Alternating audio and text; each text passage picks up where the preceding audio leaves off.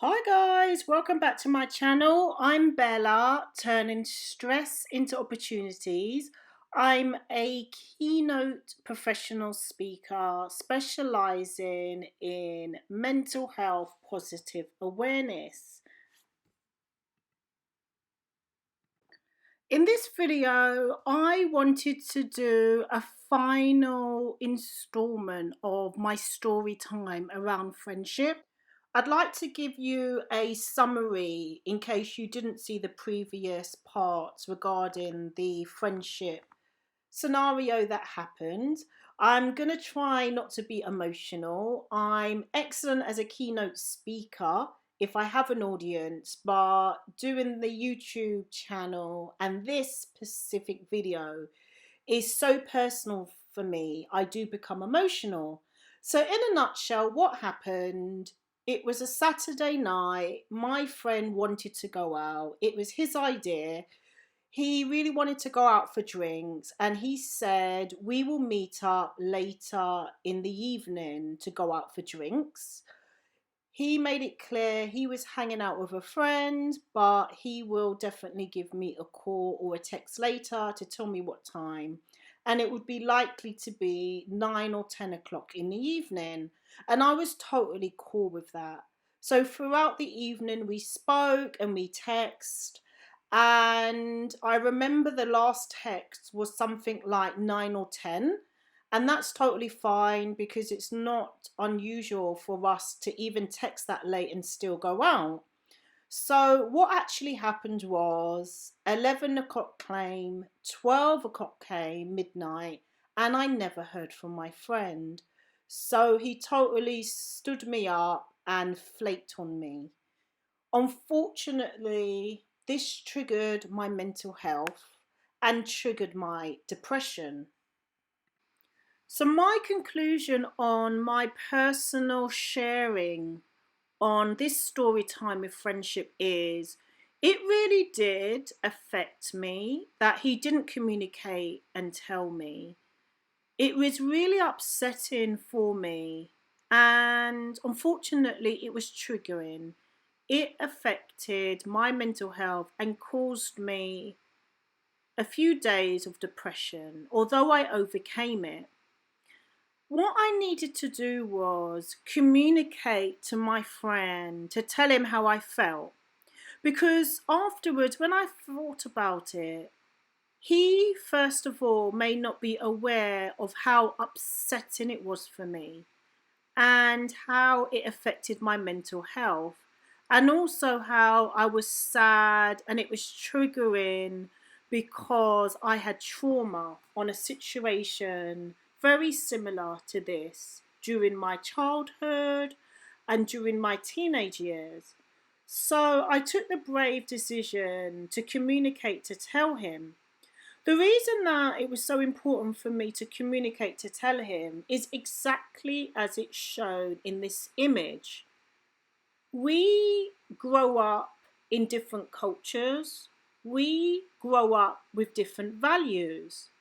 Now, for my friend, he may have thought there was nothing wrong with this. He may have not realized this was a big situation at all, or he may not understand why I was really upset because his values or outlook to this might have been totally different. In other words, if this was the scenario from his point of view, and we arranged to go out for drinks, and I totally cancelled on him and didn't communicate with him, he would have been totally fine with it. And this could be for a number of reasons, but primary reasons could be his values are different, his culture's different. Therefore, me not communicating with him, he would have been totally fine, which means my friend not communicating to me, "Hey, Bella, I can't make it tonight." He may not have seen that was important. So this picture is really significant because I had to take the brave decision, and it was a brave decision because it was emotional, it was so personal to me.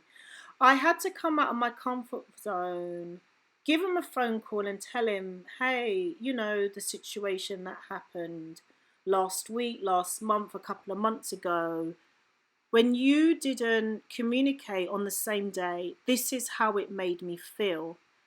And as it indicates, you just haven't seen life from my side.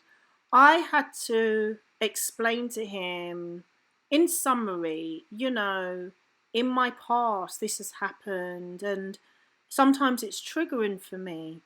And I know your intentions may not have been deliberately to get me upset, but this was the outcome. This is how I felt because of X, Y, and Z.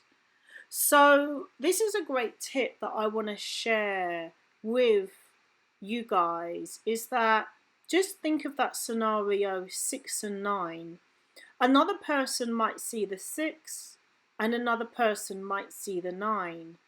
And it's difficult to jump to conclusions on how another person might feel or another person might think without communicating.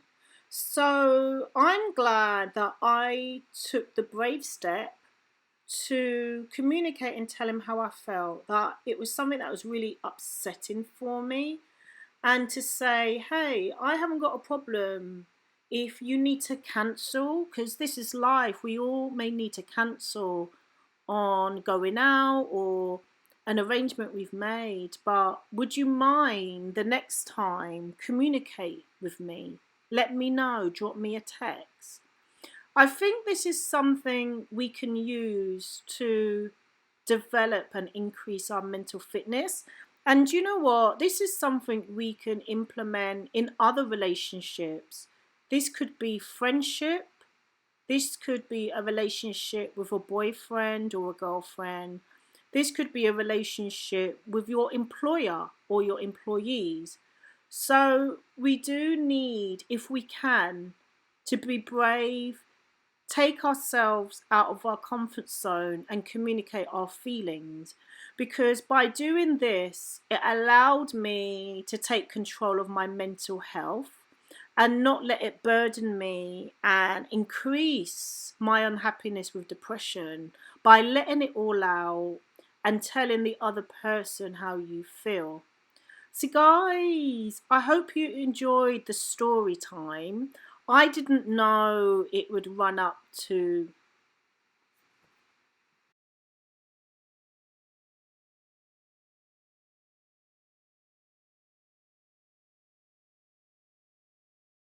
If you enjoyed my tips and you want to hear more, please subscribe so you can be alerted on the notification, and share my YouTube channel with friends and family so together we can grow the channel. And I look forward to seeing you in my next video.